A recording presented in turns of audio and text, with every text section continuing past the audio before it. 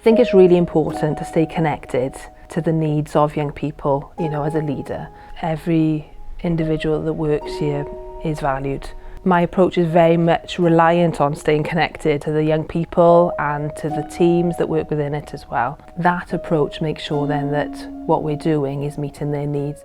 I think Jo empowers the staff because she puts trust in us. She's got confidence in you as well. Everybody's treated the same and with kindness as well.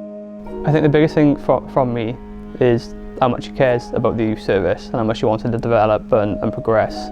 The trust that she has in staff to develop new provisions. If you have ideas, it's fine to bring them forward. But she does always give opportunities for everyone to come together and build bridges between colleagues that maybe don't see each other on a day-to-day.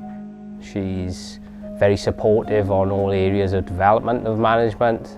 She empowers the staff to represent youth work in all various different forums. And she always puts the young people first. If the young people identify a need from any consultations, Jo finds a way for us to deliver that. Jo's legacy, every part of the development of the youth service, which has grown quite considerably over the years, has been linked to Jo's impact. Thanks for everything that you do for us, for looking after our well-being, for encouraging us to take opportunities and also reminding us why we're here, to make their lives better.